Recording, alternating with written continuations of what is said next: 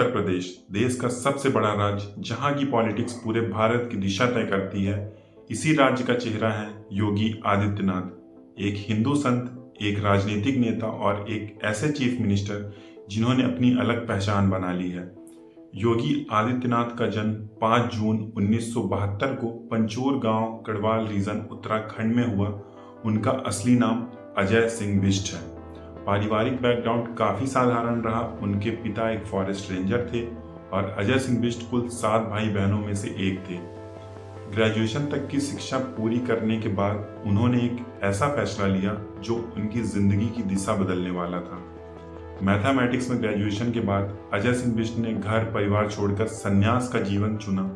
संन्यास लेने के बाद उन्होंने शादी या गृहस्थी जीवन नहीं अपनाया और अपना पूरा जीवन धार्मिक और सामाजिक सेवा को समर्पित कर दिया। इसी दौरान वो योगी अवैधनाथ के शिष्य बने, जो गोरखनाथ मठ के महंत और राम जन्मभूमि मूवमेंट के प्रमुख चेहरों में से एक थे।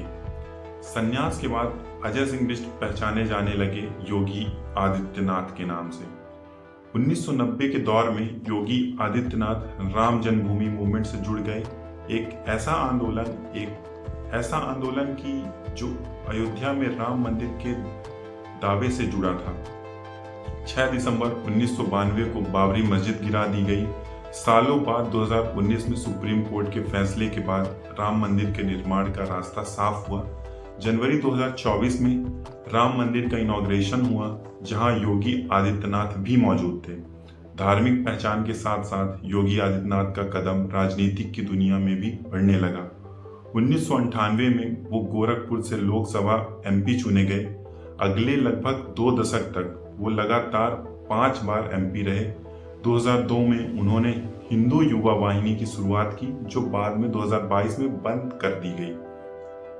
2017 के उत्तर प्रदेश असेंबली इलेक्शन के बाद बीजेपी को बहुमत मिली, लेकिन योगी आदित्यनाथ को पहले सीएम फेस के रूप में प्रोजेक्ट नहीं किया गया था। इलेक्शन रिजल्ट के बाद जब उनका नाम चीफ मिनिस्टर के लिए सामने आया तो ये फैसला कई लोगों के लिए हैरानी भरा था। 2022 में बीजेपी ने पहले से जीत हासिल की और योगी आदित्यनाथ यूपी के पहले ऐसे सीएम बने जिन्होंने 2 लगातार पूरे टर्म पूरे किए।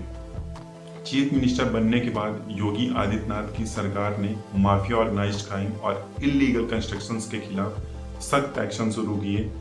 इस दौरान बुलडोजर सरकारी एक्शन का प्रतीक बन गए। मीडिया और राजनीतिक विरोधियों ने उन्हें नाम दिया बुलडोजर बाबा। समय के साथ साथ योगी आदित्यनाथ ने इस इमेज को एक स्ट्रॉन्ग लीडरशिप सिंबल के रूप में अपना लिया। उनकी सरकार को इंफ्रास्ट्रक्चर और इंडस्ट्रियल डेवलपमेंट के लिए सराहा गया। साथ ही 20,000 से ज्यादा अरेस्ट, 150 से अधिक एनकाउंटर किलिंग्स की रिपोर्ट्स। लेकिन कई फैसलों पर सवाल भी उठे, जैसे वो लव जिहाद कानून, काऊ स्मगलिंग पर सख्ती और स्लटर हाउस बंद होने से लेदर इंडस्ट्री पर पड़ने वाला असर। क्रिटिक्स का कहना रहा कि कुछ पॉलिसीज ने राज्य के मुसलमान समुदाय को निशाना बनाया। चीफ मिनिस्टर के रूप में योगी आदित्यनाथ बीजेपी के सबसे प्रमुख कैंपेनर में शामिल हो गए। 2023 के असेंबली इलेक्शन में उनके कैंपेन का मध्य प्रदेश, राजस्थान, छत्तीसगढ़ में बीजेपी की जीत में महत्वपूर्ण योगदान रहा।